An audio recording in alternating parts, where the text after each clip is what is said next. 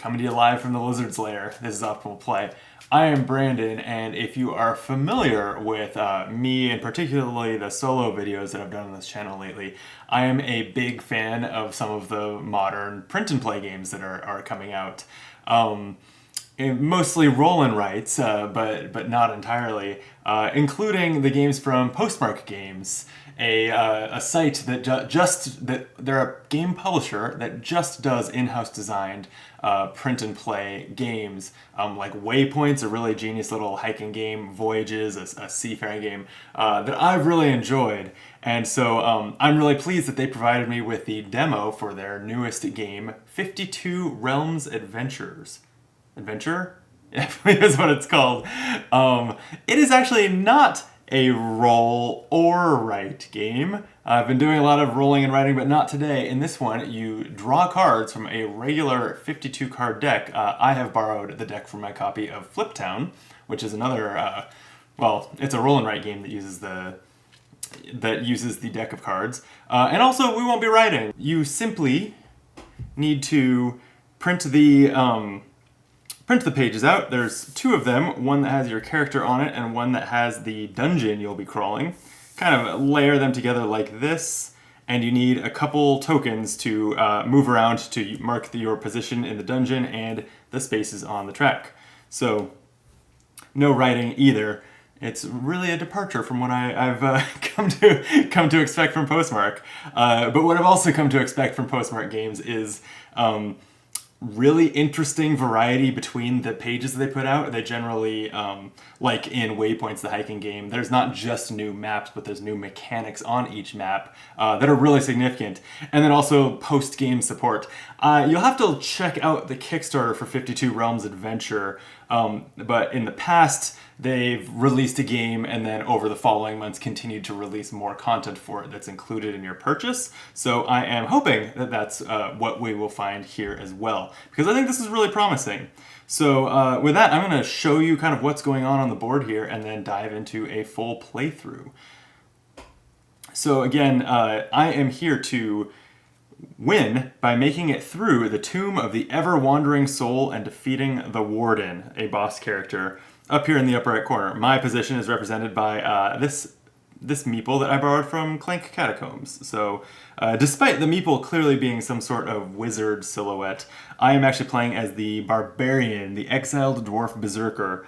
And the character matters because they come with a little suite of abilities. And also, I only have one character in the demo, but there are these item slots on the side that are consumable items that we'll be using some cards for. It looks like these could change from character to character since they are printed on that same page. I don't actually know for a fact whether they do.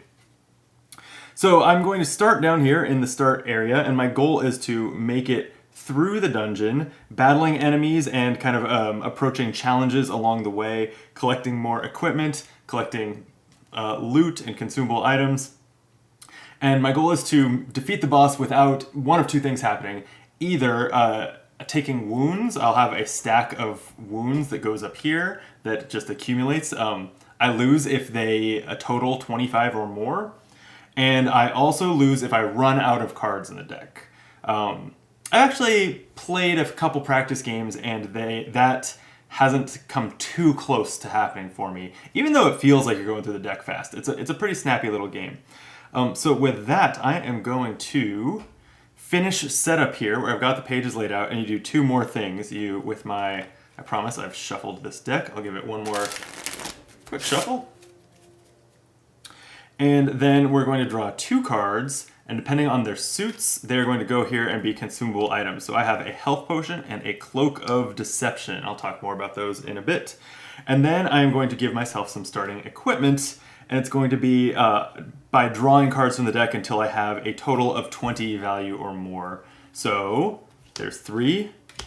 Queen is 12 value. Jack, Queen, King are 11, 12, 13. So I'm at 15. And 8 is 23. So that will be my starting equipment. And that's it for setup. So really easy, really portable. I'm just going to set the deck here and plan my first turn. So, I mean, turns is even kind of strong. It's not, you don't really take turns, but what you do is you move through the dungeon. resolving the various challenges that are on the pathways between the dungeon rooms, and resolving whatever event happens in each dungeon room. And so I have the option here to go through this door, and I would have to exhaust equipment totaling 4 or more to do it. Looking at my starting equipment, that's not going to feel really good. I'm going to, since the 3 doesn't quite do it, I would have to exhaust a really high number, and you have to kind of go out of your way, really risk taking a wound to rest and restore your equipment. So I think that I'm going to go north towards this library, and there's an enemy here marked with an A. So what that means is that I will be drawing 2 cards from the deck to start off an enemy encounter. And we'll look at these both. The highest one goes in this current enemy slot, and the lower one is the battle reward. So then the the nature of the enemy card matters in 2 ways. The suit decides which enemy type it is. Here in the Tomb of Ever-Wandering Soul, there's goblins, ghouls, lizards, and wights, of course. And the diamond means that this will be a lizard. And up here in this little table, I'm not sure how well that little one plays on camera, the hit points of the enemies are kind of listed here, where this is a tier A enemy, so I take the rank of the card. King is 13, and I add 5 to it. So that's a whopping 18 health, which is pretty brutal. Then I'm going to go through combat rounds, where the enemy is going to draw a card, its battle card. It is a Queen of Diamonds. The main thing that matters here is the suit, and then we're going to look at that enemy type and see what they do with that when they draw that suit. Then I get to act, and then the enemy takes their turn. So you always get to, almost always, they do have some with a little lightning icon that lets them act immediately when they do a specific one of their actions, but generally you get a turn to kind of play around what they're about to do, which is where a lot of the decisions really come in here. So the lizard is going to, if I don't damage it, it's going to heal for 2 times the rank here. 2x HP, that's how I read that, which seems insane. So if I don't damage the lizard on my turn before it goes, it's going to heal for 24 because it drew a queen. So that sounds terrible. Why don't I go ahead and attack it? An 8 looks fine here. So I can use one, if I'm going to attack it, I can use one of my equipment, exhaust it like you would in a lot of card games, turn it sideways to mark that it's used, and deal that much damage to the enemy. So its 18 health is going to deplete to 10. And then on these yellow spaces on the track with an icon next to it, you also resolve that icon. Some of them wound me, so you want to watch out for that. This one is a parry, so it's actually going to cancel the lizard's attack if it were to attack. But anyway, just my damaging the lizard canceled its heal that said if not damaged, so that's that combat round. I'm going to draw the next card. It has a diamond again, so I should be able to pretty much just clean this out, I think, with the queen. So it's a little bit of overkill. I'll attack for 12, and it was at 10. So defeated the lizard. We can discard its card, and I've earned this 8. I definitely need more equipment. I don't like having only 3 equipment cards, especially as enemies start to exhaust them, that kind of thing. So I will take that as equipment. I could have also taken it as a consumable item based on its suit, so it would have been a lucky crystal, or I could put it face down in this loot pile. And loot only matters for your endgame score. I think kind of based on my couple plays of this so far, it's not that difficult. At least this, this demo setup with the first dungeon and the barbarian character, I have won it 2 out of 2 times. So the pushing for high score seems to be sort of the big way to challenge yourself, at least in this demo setup. So I'm up in the library now. In the library, it says draw 3, keep 1 as an item. So I'm going to look at the top 3 cards of the deck. I'm keeping 1 as an item, so all that's going to matter is its suit. I already have a health potion, which is the heart, so I'm going to take this 4 as a lucky crystal. I can use this lucky crystal to replace a drawn card with another card. So if I don't like what I drew, it's too tough an enemy or a bad attack or something, I can use that lucky crystal to replace it. These other cards go on the bottom of the deck. And I decide how to proceed from here. I kind of want to go through this door to the wounded creature. The Traveler here, it says exchange your loot and equipment, meaning I could take a loot card or an equipment card and put it in loot or vice versa. That's not too exciting this early. It does let me rack up some points. So I'll go ahead and go through this door. Exhausts at least a 5. There's a 5 printed on this door. And move in here. This is, I believe it's just called an event. I'm going to flip the top card of the deck and see what happens in this with this wounded creature. For hearts, I'm going to gain an item, so I will take that card as an item. I have another health potion, so I'm feeling good about my health level. I don't really want to go to the shifting stairs. This room is a challenge. It asks you to exhaust equipment to kind of determine what result you get on this table, and this one only uses red cards. I don't have any ready equipment, or that much red equipment at all. So I think I will head this way towards the spring, fighting another Tier A enemy. So that's going to be the Jack of Clubs, which is a goblin with 11 plus 5 is 16 hit points. And the reward will be that 5 of spades. Okay, I'm going to have to thread a rest into this fight, clearly. So it's going to attack. Let's see, sorry, yeah, that was a goblin. It has a club, so it's going to attack for the value of that card. Sheesh. Okay, that king is rough there, but I don't really see what I could do. I could block some of that damage with exhausting this 3, but I think reducing it from 13 to 10, not that impactful. I am going to use my turn here to rest, which will ready all my equipment. And then it's going to attack me for 13. So here's what happens when you get attacked. You don't just take 13 damage, you draw a card from the top of the deck, and if it is the amount of damage you're taking or lower, you keep it as a wound. So this 4, I get wounded. So that's like 4 out of my 25. So it wasn't as bad as 13 sounded, although if I had drawn a king, it would have been. Maybe that's one where I would have used my lucky crystal or something to rotate that out. All right. The goblin's next turn is the queen. Jeez, it's attacking for 12. Well, here's something cool. The barbarian has this deadly riposte ability. Riposte? Let me know in the comments how to pronounce riposte.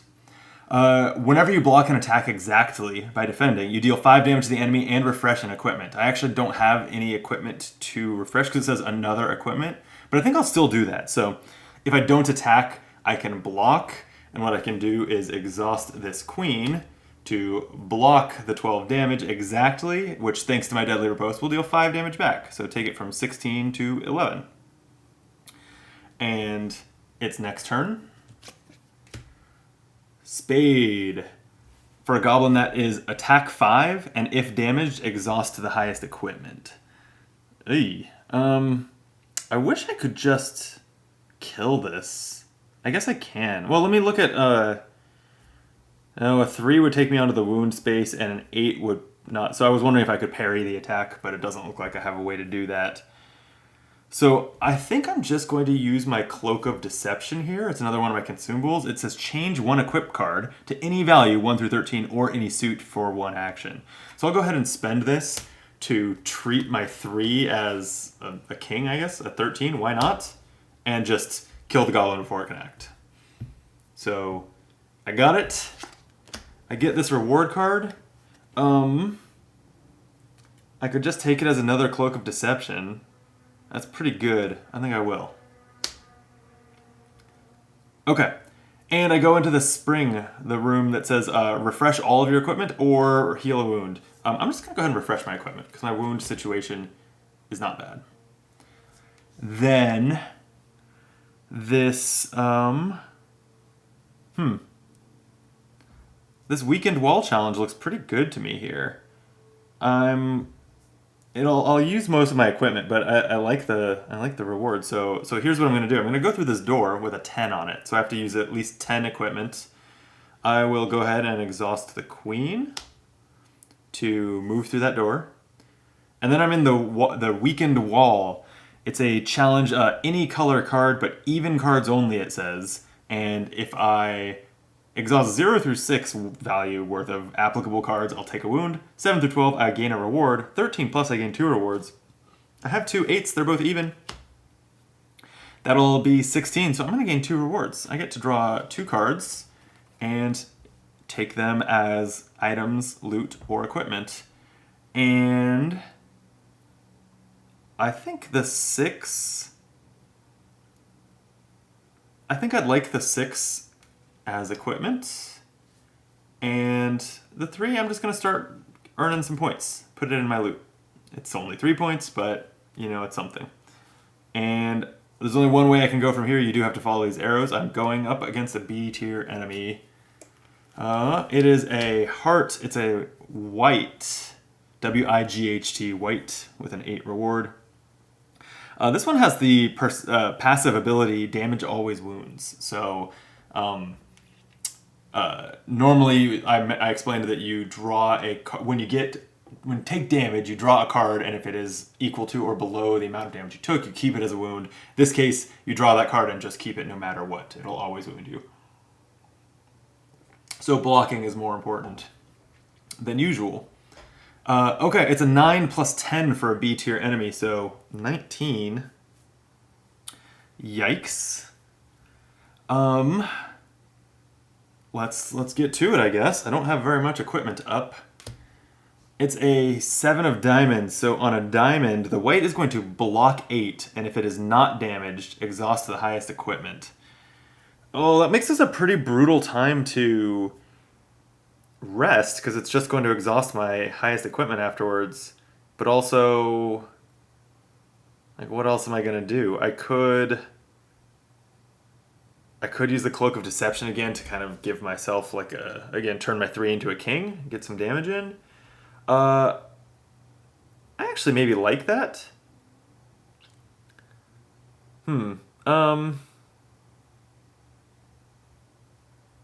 Yeah, I'll go ahead and use the Cloak of Deception. And use my 3 as a king. The white is blocking 8 of my 13, so it's going to take 5, going down to 14. And that actually is a parry, which would cancel its ability anyway. Okay, so next turn. King of Spades. Attack for 8, and it can only be blocked with a single piece of equipment. Well, all I have is a 6, and blocking 8 with 6 would make 2 go through, and then for a white, that just means I'm going to take a wound no matter what. So no good reason to block. So it's between resting or attacking. Oh, you know, an attack with a 6 would land me on the +1 wound space on the health track, and I would get wounded again. I don't want to do that, so I'm going to go ahead and rest. All my equipment is back up. And then it will go ahead and hit me for 8. So I will be wounded for 3. Okay, I'm getting pretty lucky with the wounds. I like that. 7 out of 25. Okay. Again, I am not... I haven't read these other abilities because I haven't really seen a good time to use them. The Barbarian has the Frenzy ability. If you kill an enemy within 2 battle rounds, you take its card as loot. So you can rack up a lot of points with quick wins. And I just haven't been accomplishing that so far.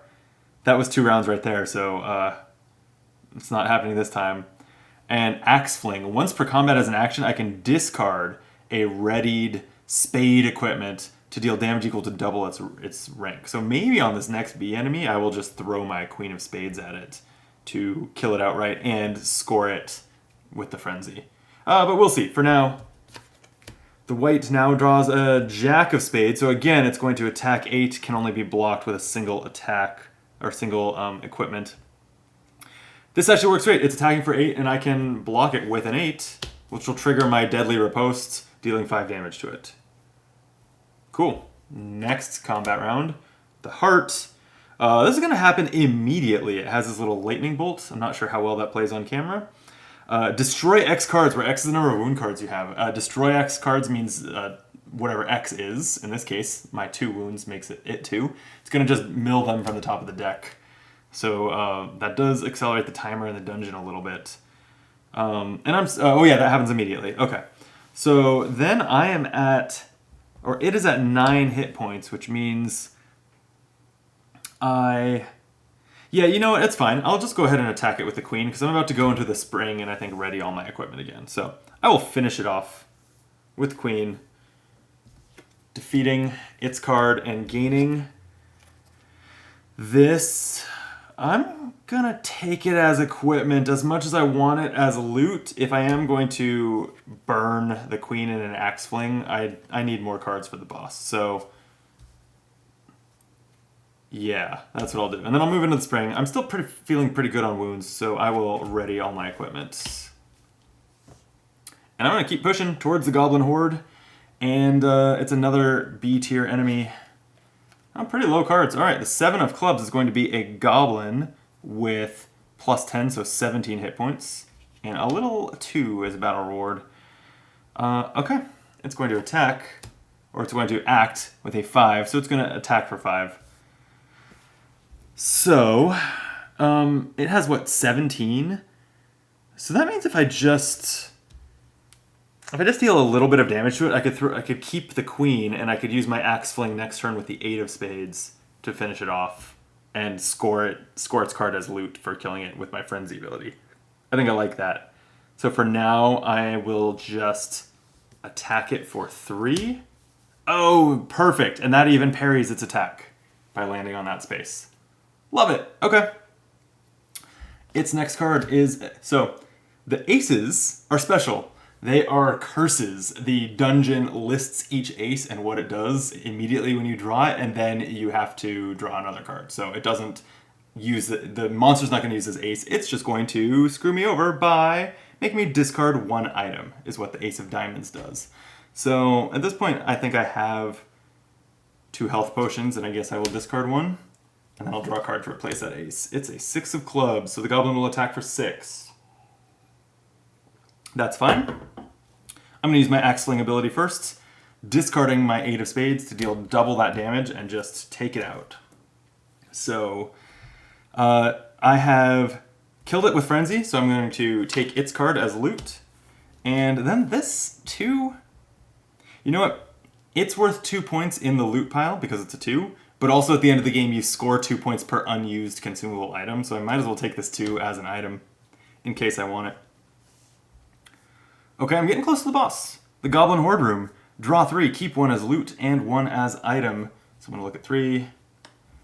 Well, it seems like I'll obviously take the 9 as loot. And... boy, this whole game I have not had access to a strength potion, which I think is actually my favorite of these items. It lets you just ready all of your equipment. But I will take the Cloak of Deception, because those have been really good. This little bottom. And here we go. Take a sip of my beer for confidence. We're to the boss. The boss is the one and only tier 3 enemy, so it's going to add 15 hit points. Oof. To this Queen of Hearts. So it's a white. This is maybe worst case scenario. Geez. It's a white with 12 plus 15 is 27 health.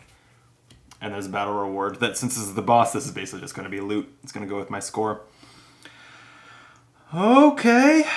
That's a little scary. Its first action will be 7 of spades. It's going to attack for 8 that can only be blocked with a single equipment. Well, we love to see that because I have 8s. So I will block it with an 8. And my Deadly Riposte will do 5 damage back. And hey, when its health track lands on this, I can refresh an equipment. Let me pick that 8 back up. That's a really good start. Next. Okay, it's going to destroy cards equal to the number of wounds that I have, which is 2. So, hey, it got rid of a curse. That's nice to see. Oh, and then I still get to act, right? Let's see. From 22 to... I don't want to attack it for 6, because I would take a wound. 22 to... You know, this is maybe just a fine time to use my queen. Do 12 damage? That seems great. That'll knock it down to 10. That also parries its attack, but it's not attacking. Okay. Its next action is Club. It's going to attack X, so it's attacking for 9. That's a shame because I can't do a perfect... well, I can't do my Deadly Riposte to do 5 damage back to it, but I can attack it for 6. with my 6 equipment, taking it from 10 to 4, and that's another parry. So I parry its attack. It's canceled. Great. Then I'm going to go one more time. Ooh, it's the Ace of Hearts. That's a curse. Ah, I discard my highest loot. Goodbye 9 points. Brutal. King. That's hearts again. Wow, this deck is actually getting dangerously low. That's going to destroy another 2 cards, 1 per wound. But then I get to act, and I can just attack the white for 8. It was at 4. It's defeated. I win. I get to take this 10 as loot, and all that's left is to add up my score. So I get 2 points per item unused. That's 8. And so 8, 9, 10, 11, plus 7 is 18, plus 10 is 28. So there we have it. That is 52 Realms Adventures. You would think I would do my diligence on that. It'll be in the title of the video. You'll figure it out whether there's an S there or not. I really enjoyed it. I'm slightly let down that I have won it 3 out of 3 attempts, even kind of as I was learning it. So I'm not finding it to be very difficult. But Postmark Games does target I mean, like, I have successfully played almost all of the Postmark games, except for maybe Battle Card with family. So they don't target like a super heavy, difficult kind of demographic. Although I guess for the solo games, it's like not really a family consideration.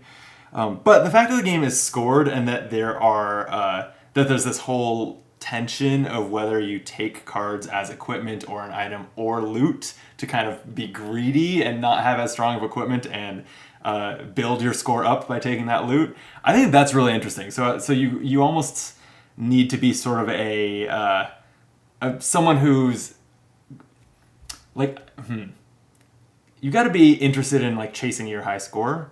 And I go back and forth on this. Sometimes some games that are like solo games that are just a score attack, a lot of the time kind of miss it for me. Like solo modes of Euro games are like that a lot. I like to kind of have a victory or defeat condition, which this has, obviously. You can be defeated. So yeah, so I'll have to play it a little more and just kind of see whether pushing for that high score and taking those risks kind of scratches the right itch for me. And whether I find a lot of replay value in that. But this is surely just going to cost a few bucks on Kickstarter. I will definitely be backing it. I'll be interested to see what other characters and maps are there at first and that they add afterwards. And I'll definitely be playing more of this. So with that, thank you for watching. I should have said this up front. I'm a bad YouTuber, but please like the video. Subscribe to the channel. I'd really appreciate that. And the link to that Kickstarter will be in the description of the video as well, and thank you again to Postmark Games for providing this demo. With that, I'm gonna get out of here. I have lots more solo plays on the channel and tons of games with my friends. In fact, we have do a lot more multiplayer gaming on Optimal Play. Lately, we've played some Joyride. We are finishing up an Undaunted Stalingrad campaign, all sorts of stuff. So please subscribe, check that out. That would be great. I'll be back soon. Until then, be optimal.